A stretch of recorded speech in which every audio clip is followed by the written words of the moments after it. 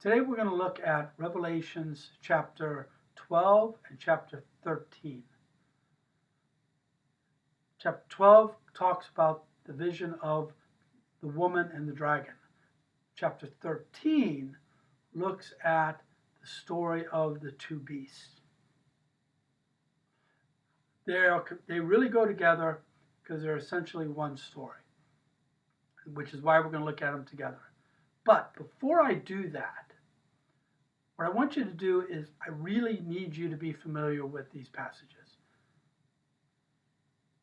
So take a few minutes and read Revelation chapter 12, Revelation chapter 13. That way, when we go through it, you're going to be familiar with the images. So I'm just going to wait for about 5 seconds. That way it'll give you a chance to pause this and pick up your Bible, read chapter 12 and 13, and then you can start the presentation again.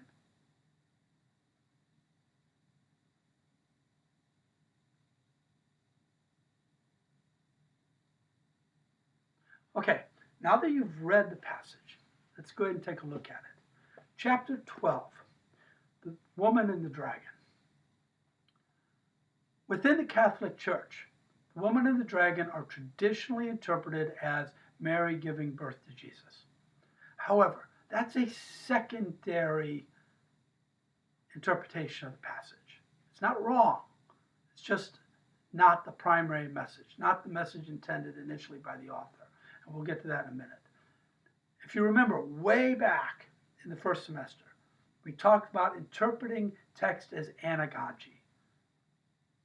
This is interpreting this chapter 12 as Mary and Jesus is an anagological interpretation. Again, it's not wrong. Just realize it's not the primary interpretation. So what's the primary message? We kind of get a hint in it when we look at the passage carefully. It starts out, a great sign appeared in the sky, a woman clothed with the sun, with the moon under her feet, and on her head a crown of 12 stars. She was with child and wailed aloud in pain as she labored to give birth. Now, a woman crowned with 12 stars. The 12 should be a hint here. And again, within the Catholic Church, they say that's the 12 apostles. But within the passage here, what we're looking at is not the woman as Mary, but the woman as Israel. The 12 stars are the 12 tribes. And the woman is wailing to give birth to the Messiah. So it's Israel giving birth to the Messiah. Then verse 3, then another sign appeared in the sky. It was a huge red dragon with 7 heads and 10 horns, and on its heads were 7 diadems.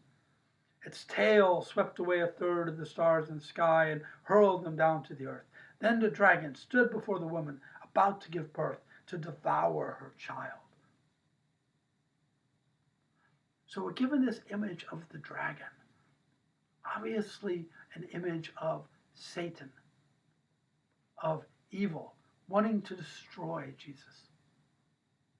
But we're told that the angels take the child up to heaven and they protect the child. So they protect the Messiah. The woman is taken into the desert where she is protected as well. And we're told that a great battle broke forth between Michael, the archangel, and the dragon. And we're told that Michael and his followers defeat the dragon and hurl the dragon down to the earth.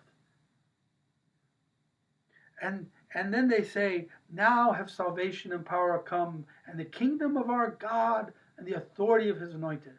For the accuser of our brothers is cast out, who accuses them before our God day and night. They conquered him by the blood of the Lamb. Remember, the Lamb has already been successful. And by the word of their testimony, love for life did not deter them from death. Therefore rejoice, you heavens, and you who dwell in them, because the dragon has been forced out of heaven.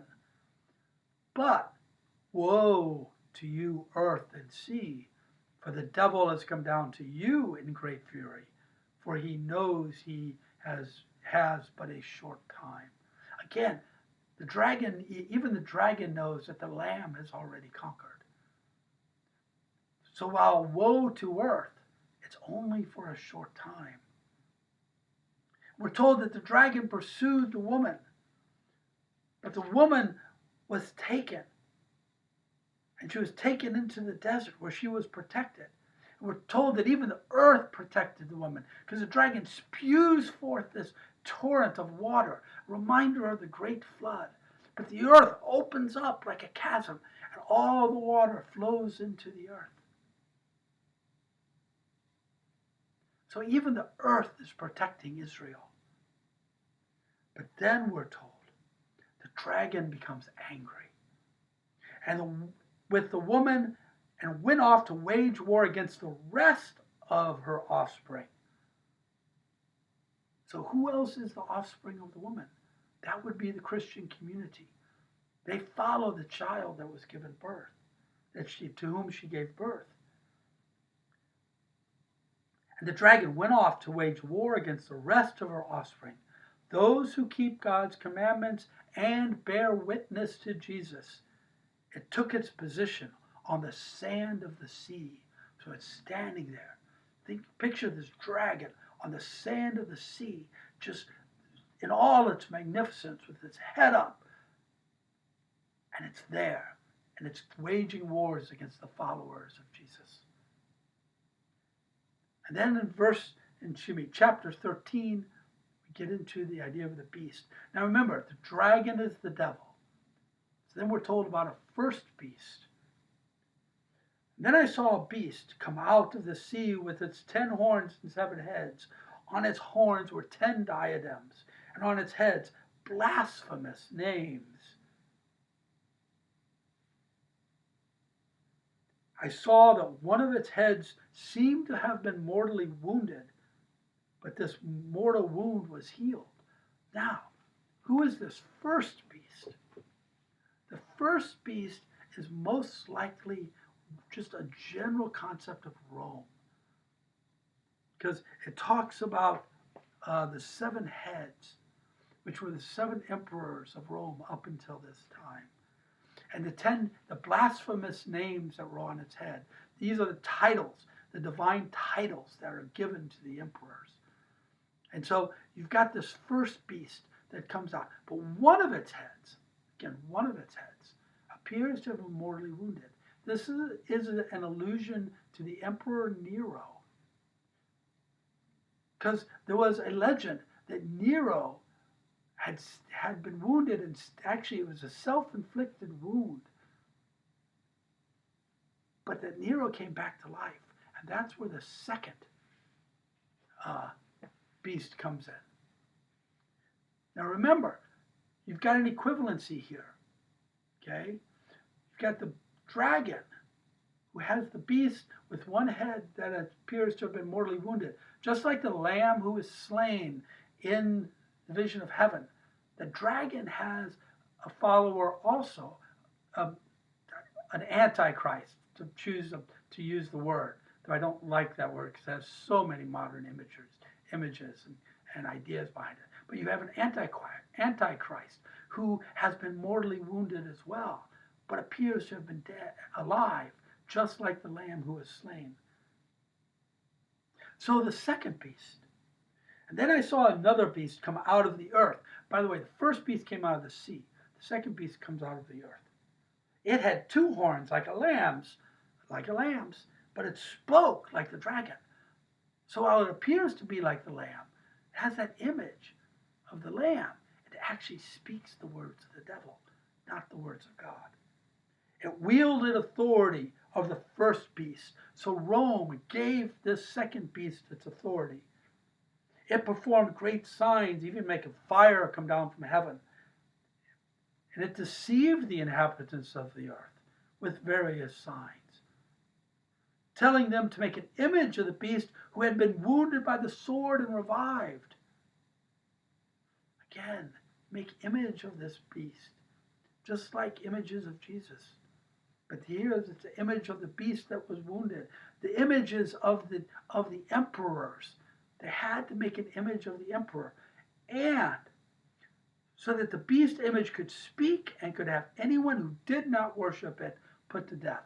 That was the ultimate test for Christians.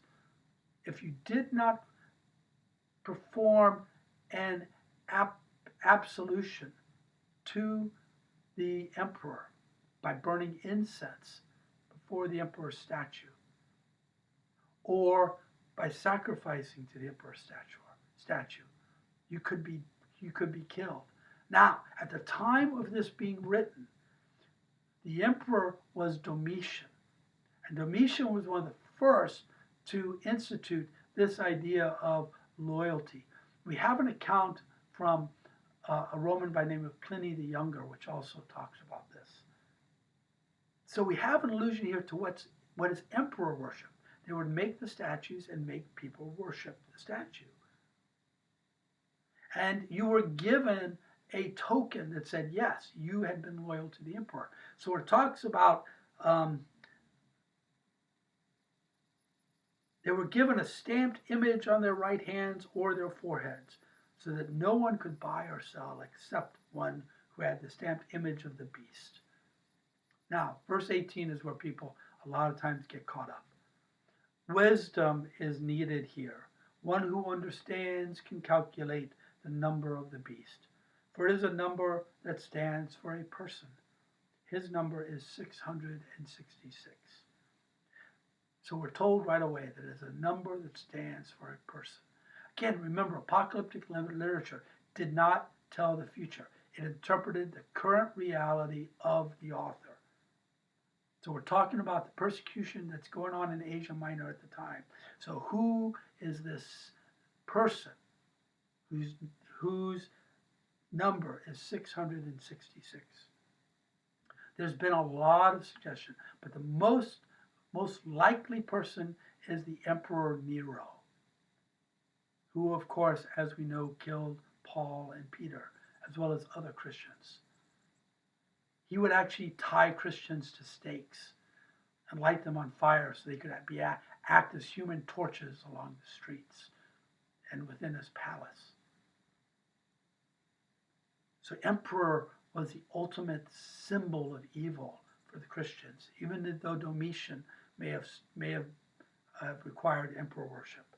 And the reason the Emperor Nero stands for 666 is because if you take the name Caesar Nero in the Greek and you put it into the Hebrew alphabet, remember when we looked at the genealogy of Matthew and we said every letter has a number? If we take the name Caesar Nero in the Hebrew and add the corresponding numbers within the Hebrew, it comes to 666. So Caesar Nero comes to 666. So the beast referred to in Revelation is Nero, not some future image, future person. A lot of energy is spent by people trying to say, oh, who's the beast? What's the beast? Who in the world is the beast today? I remember when I was in college, people said it was Ronald Reagan because his middle name was Wilson. Ronald Wilson Reagan. Each name has 6 letters. 666. All right. Again, a lot of energy is spent trying to figure out who this person is, but it's right there in the text. If we understand apocalyptic literature properly, we can understand that we have to look back at the time of the author, not to the future. Tomorrow we're going to close the book of Revelation by looking at the final vision of the New Jerusalem. God bless.